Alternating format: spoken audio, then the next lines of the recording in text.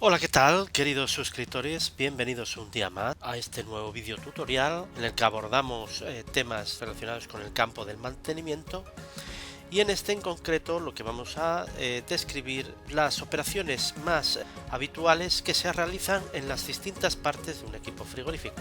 Así que sin más preámbulo, damos paso a este nuevo vídeo que comienza.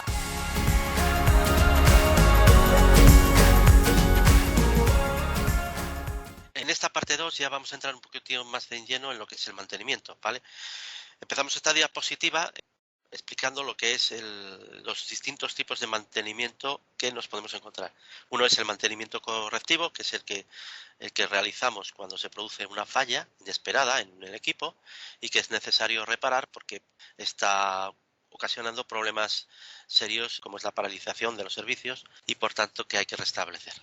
Imaginemos una cámara frigorífica, pues el problema que puede tener la cámara frigorífica ante una avería imprevista es el producto, ¿no? Que se eche a perder el producto.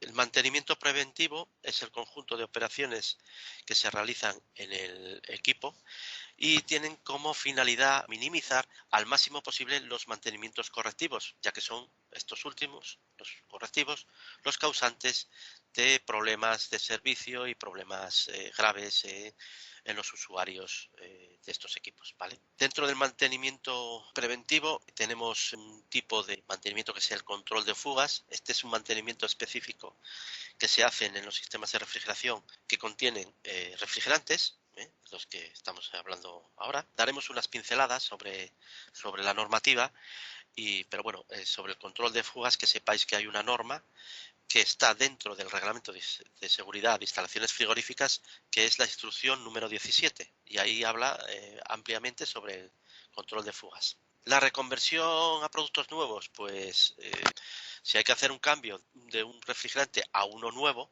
pues ese nuevo tiene que cumplir los requisitos de seguridad actuales, los requisitos sobre todo medioambientales. Entonces, a la hora de sustituir un refrigerante por otro, esto puede conllevar también alguna modificación en el circuito o alguna variación. Normalmente, a la reconversión a los refrigerantes nuevos lo hacemos mediante lo que se llama el sistema retrofit.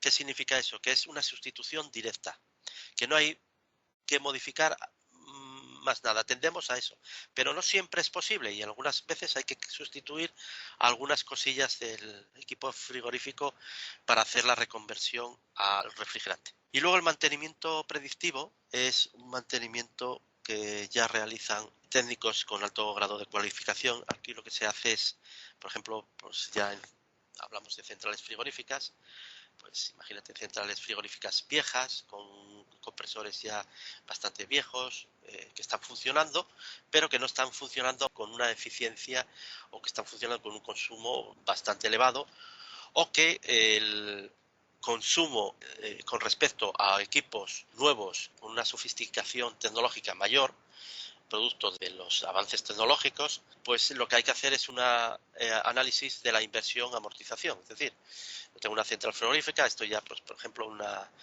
Mercadona lo está haciendo, está sustituyendo los sistemas frigoríficos, lo está sustituyendo por sistemas de refrigeración de CO2. Me imagino que tendrán hecho un análisis inversión-amortización, es decir, el dinero que invierten luego lo amortizan. ¿En qué? Pues al tener mayor eficiencia van a tener un menor consumo y ese consumo va a repercutir en una amortización a lo largo, pues no sé, en 5 o 10 años, el estudio que hayan hecho, ¿de acuerdo?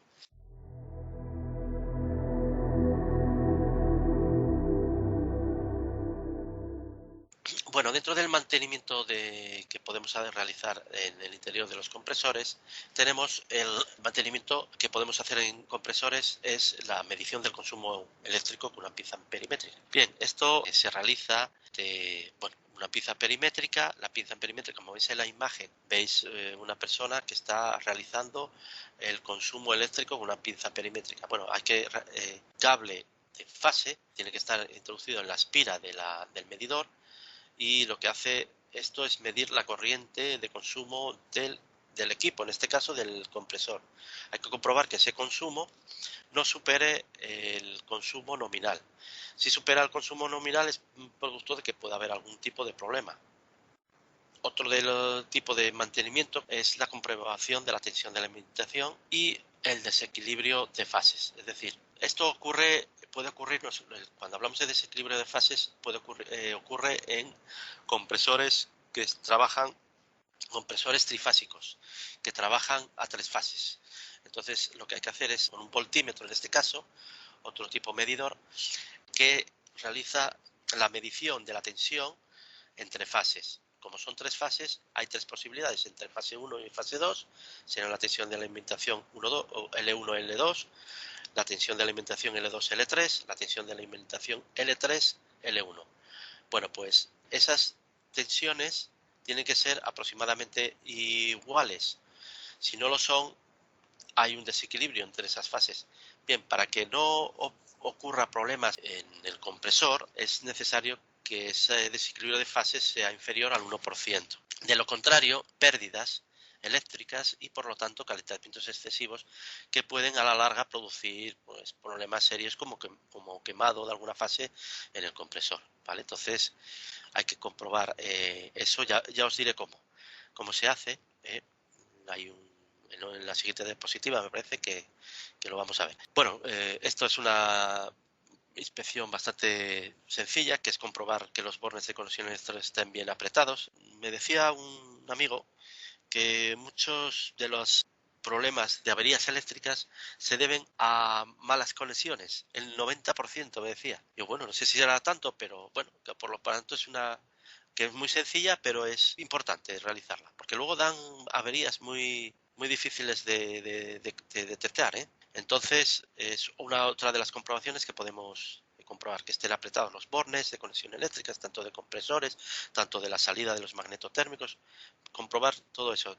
Bien, es verdad que si lo hacéis con tensión, comprobar con las medidas de protección, guantes de seguridad o destornilladores de estos que están aislados hasta la punta prácticamente, hacer esas cosas, hacerlas siempre con el menor riesgo posible, para que no tengamos un susto. La verificación de la conexión de puesta a tierra, esto lo que hace es comprobar con un voltímetro. Hay que comprobar la resistencia entre la carcasa y tierra. O sea, las partes metálicas del compresor, el bastidor, tienen que estar unidos a tierra, porque en caso de un defecto de aislamiento, y no sé si sabéis lo que es, un defecto de aislamiento es cuando se produce el contacto de un conductor, por ejemplo, por ejemplo, a veces las ratas, estoy hablando de esos roedores, pueden comer el aislamiento de los conductores. Esos conductores, si quedan desnudos, pueden estar tocando alguna parte metálica, y si tú tocas en la carcasa del compresor o eso, te puede producir una descarga de corriente, un problema. Puedes detener, ¿eh? Entonces, para evitar los contactos directos, lo que tenemos es que comprobar que la puesta a tierra es correcta, ¿eh? Luego existe también otros dispositivos, que es el dispositivo, el interruptor diferencial, para la protección total contra contactos directos. Lo compone tanto la conexión a tierra como el interruptor diferencial. El interruptor diferencial, si hay una falta de aislamiento, lo que hace es disparar y cortar la alimentación eléctrica de la máquina en cuestión que protege, ¿vale? La medición de la resistencia de aislamiento de los bobinados. Bueno, ya hemos dicho que los bobinados están en continuo contacto con el refrigerante, con aceite y tal, y no sé qué. Entonces, la acidez del sistema puede contribuir a empeorar el aislamiento de esos bobinados, ese barniz. Entonces, una manera de medir esa, diréis vosotros, ¿y por qué no se mide con un polímetro, con un ohmímetro, pues no se mide con un polímetro porque la escala de resistencia es muy pequeña. Cuando hablamos de un Megger, que es con el que se realiza la medición de la resistencia de aislamiento de los bobinados del compresor, lo que hacemos es utilizar el Megger porque tiene una escala de resistencia mucho mayor. De lo contrario, no se podría medir el valor de resistencia óhmico, que es del valor de megas, de megaohmios, o sea, de millones de ohmios. Entonces, claro, un polímetro no tiene esa escala de medición, con lo cual tenemos que utilizar el Megger. Y es una comprobación que se hace en los bobinados del compresor para verificar que no han sido deteriorados por, ya sabéis, sustancias corrosivas o ácidas que se pueden producir en el interior del sistema frigorífico. Luego, comprobar también que los dispositivos de protección, motores, relés, disyuntores funcionan correctamente, que disparan, ¿eh? Y comprobación y ajuste de los dispositivos de limitación y arranques de compresores. Bueno, esto es cuando se utilizan arranques progresivos de compresores, un tipo de arranque, cualquier tipo de arranque de compresor, pues comprobarlo. Todos los elementos eléctricos, pues habría que comprobarles. Y aquí veis una imagen de cómo se regula, cómo se ajusta un magnetotérmico. El magnetotérmico o disyuntor que veis en la imagen se regula para evitar que el compresor funcione con sobreintensidades. El funcionamiento de los compresores, en este caso de motores, con sobreintensidades, lo que provoca son sobrecalentamientos al compresor y deterioro de los bobinados, por lo cual hay que regular. ¿Cómo se regula? Bueno, pues si veis en la placa de características de un compresor, oye, anotar esto porque puede ser incluso pregunta de examen, ¿eh? La placa de características refleja varias cosas, ¿no? Refleja thermal y protectores que llevan un protector térmico, la tensión de alimentación, la frecuencia, este es para el caso de compresores que trabajan en Sudamérica, allí trabajan con frecuencia de 60 en vez de 50, el tipo de aceite, que en este caso es poliéster, las fases con las que trabaja y las intensidades. Hay dos. Por lo general, en la placa de características de un compresor podemos visualizar dos tipos de intensidades. Una es el amperaje de arranque. Sabéis que en los compresores o los motores en el arranque consumen mayor intensidad, tienen una mayor intensidad de consumo. Luego está la intensidad de trabajo. Nosotros, los disyuntores o magnetotérmicos, tenemos que regularlos a la intensidad, al amperaje de trabajo, que es la RLA. O sea, a la hora de regular un magnetotérmico, la intensidad, ajustar la intensidad del magnetotérmico o disyuntor, tenemos que hacerlo mediante la intensidad del amperaje de trabajo, que es la RLA. No confundir con el amperaje de arranque. Entonces, diréis, bueno, ¿y no dispara el disyuntor? Bien, el disyuntor tiene una curva de tiempo que es mediante la cual no dispara en los primeros segundos. Como el arranque se efectúa, el amperaje de arranque se efectúa solamente en el arranque, o sea, por un periodo corto de tiempo, el disyuntor no dispara, como es mucho más corto que la actuación del disyuntor, con lo cual en esos previos a la puesta en marcha del motor, el disyuntor no arranca, ¿de acuerdo? La curva de disparo del disyuntor tiene que tener un tiempo, el tiempo necesario para permitir el arranque del compresor, que como sabéis en los instantes de arranque el compresor aumenta el consumo varias veces el consumo nominal, que es el LRA, realmente es el amperaje de arranque.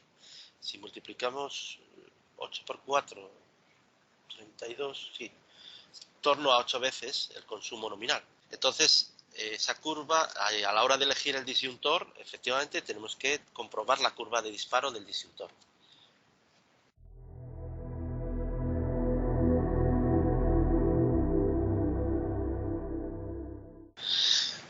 Fundamental. La lubrificación de compresores es fundamental. Es necesario mantener un nivel de aceite correcto entre el nivel del máximo y el mínimo. Bien, cuando hacemos la puesta en marcha, tener en cuenta una cosa, el nivel máximo y el nivel mínimo. Yo siempre lleno, cuando estamos en reposo, el equipo, y siempre lleno muy cerca al nivel máximo. O sea, cuando lleno de aceite el compresor o el sistema frigorífico, me acerco al nivel máximo. Ahora, esto tiene una razón fundamental, es que en el arranque se produce escapes de aceite, como sabéis. Algo de aceite se escapa y empieza a circular por el sistema. Entonces en el arranque vais a ver cómo el nivel máximo va a descender un poquito. Entonces si llenáis solo por el nivel mínimo vais a quedar un poco cortos de aceite. Es necesario a la hora de llenar con aceite, llenarlo un poquito por encima del nivel mínimo y acercarse al nivel máximo. Porque como vuelvo a repetir, en el funcionamiento ese nivel varía, baja un poquito el nivel. Realizar un test de acidez, si fuera positivo, realizar la sustitución de aceite del compresor. Bien.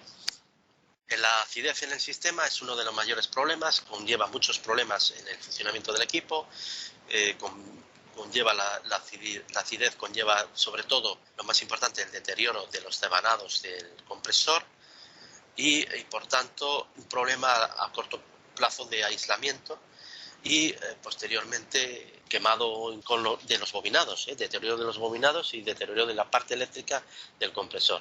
Entonces es necesario como mantenimiento realizar un test de acidez. ¿En qué consiste? Pues mira, son unos botecitos que veis ahí. Es un botecito que lo que hay que hacer es, pues primero, tomar una muestra de aceite del sistema frigorífico. Se toma una muestra. ¿Cómo se toma? Bien, pues o bien el propio sistema puede hacer a través de una trampa de aceite. Una trampa de aceite es una especie de sifón, lo vais a ver más adelante. Es un sifón en el cual se acumula el aceite y al abrir un poco sale de aceite. Se sitúa en la zona de abajo, que es donde menos presión hay, para batir la salida sin que haya problema de seguridad, y se introduce en uno de estos botes. Se introduce en el bote de cristal es de color azul. En ese bote de cristal se introduce una pequeña muestra que en función del tipo de test que adquieres, habría que leer las instrucciones, igual en torno a una pequeña cantidad. Se bate y cambia de tonalidad. Si cambia de tonalidad amarillo es que es muy ácido y con lo cual tenemos que hacer una sustitución de aceite. Con la sustitución de aceite por aceite nuevo que no tenga acidez, conlleva también la sustitución. Antes me preguntaba vuestro compañero, pues mira, aquí también conviene o es muy aconsejable o casi todo el mundo lo hace, es con la sustitución de aceite una sustitución de filtro deshidratado. Si verde es ácido, a lo mejor no habría que sustituir, pero sí que habría que estar muy pendiente. Si por ejemplo cambia de azul o violeta a verde, pues hay que estar muy pendiente de ese equipo y comprobar periódicamente y hacer una periodicidad, unos test de accidente más cortos en el tiempo, con menor periodicidad, para controlar un poquito ahí el tema de la acidez. Y si es amarillo, pues ya habría que cambiar el aceite. Los compresores de poca potencia por lo general realizan la lubrificación por barboteo, que se llama. Es decir, el pistón al descender, la cámara del cilindro desciende la presión por debajo de la presión del cárter. En el cárter es donde está situado el aceite y es donde está situado también la mirilla mediante la cual observamos el nivel de aceite, ¿correcto? Bueno, pues ese aceite que está cuando baja el pistón a mayor presión que el cilindro, pues circula a través de unas canaladuras que hay practicadas entre el cigüeñal, las partes móviles y que llegan a la cabeza del pistón a través de los segmentos, lubricando esa parte, lubricando la parte que está en fricción, que es el cilindro con el pistón, ¿vale? Pero hay otros compresores que llevan una bomba inyectora de aceite, ¿no? Por lo general esta bomba inyectora de aceite está solidaria con el eje de giro del motor. Entonces a la vez que gira el motor eléctrico, gira también la bomba inyectora de aceite. Y lo que hace es, en ciertos compresores de cierta potencia, Copeland los utiliza mucho, son las bombas inyectoras. Es para facilitar la lubrificación de las partes móviles. Entonces, lo que hace la bomba inyectora es impulsar el aceite desde el cárter hacia las partes en fricción, mediante dándoles una pequeña presión al aceite para permitir que ese aceite llegue a las partes en fricción, ¿de acuerdo? Entonces hay una toma de presión y hay que comprobar la presión de impulsión mediante un manómetro, se puede comprobar.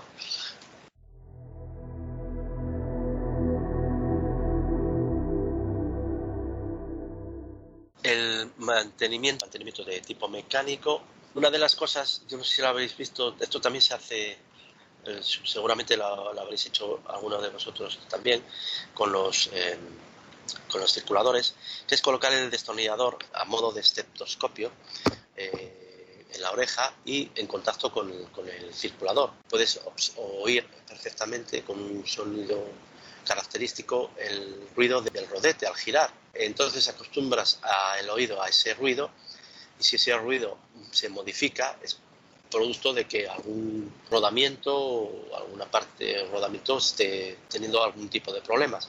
Bueno, pues esto con los compresores también pasa. Si observamos ruidos, como os he dicho de esta manera, ruidos raros en el compresor, es producto de que algo está pasando. También si colocamos el consumo, cuando hay problemas de este tipo, si colocamos una pinza perimétrica, también podemos observar que puede haber un consumo más alto de lo normal. Entonces, va conjuntamente estos problemas de ruidos con consumos. Hay sonómetros y luego ya hay también otra manera, otro tipo de operaciones de mantenimiento mecánico que se realizan en compresores de tipo abierto. Sabéis que los compresores de tipo abierto está separado el compresor del motor eléctrico. Bien, la unión entre ambos se realiza a través de ejes distintos, por lo general, o un eje solidario o, si es el caso, ejes distintos, a través de ejes distintos y manguitos.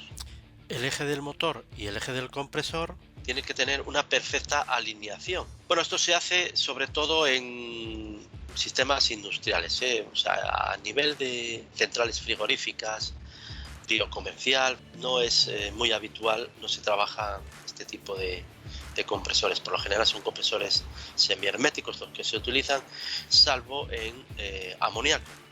En amoníaco se utilizan del tipo abierto por una sencilla razón, porque el amoníaco es un refrigerante que ataca al cobre. Entonces, al atacar al cobre, los bobinados, como están en los motores, están hechos de cobre, los puede atacar partes de cobre y entonces deteriorar los bobinados del compresor. Por esa razón, el amoníaco no se utiliza con compresores semiherméticos o compresores herméticos. Se utilizan con compresores de tipo abierto, compresor por un lado y motor eléctrico, motor de accionamiento por otro, por un eje o unidos por un manguito que une los ejes tanto de accionamiento como el de eje de compresor. Hay unos elementos que comprueban si hay desalineación paralela o desalineación angular. Bien, una desalineación lo que produce son ruidos, vibraciones, consumo, menores eficiencias del equipo y mayores problemas en los compresores, ¿de acuerdo? Entonces, otra de las operaciones que se realizan. Bueno, y hasta aquí es todo, amigos. No olviden suscribirse a mi canal y activar la campanilla si quieren estar al día de las nuevas notificaciones y de los nuevos vídeos subidos al entorno. Hasta luego, bye. Hola, amiguitos. Suscríbete a mi canal de mi papá que es muy chúper. Suscríbete al canal de mi papá, por favor, que tiene muchos vídeos aquí preparados. Bye bye.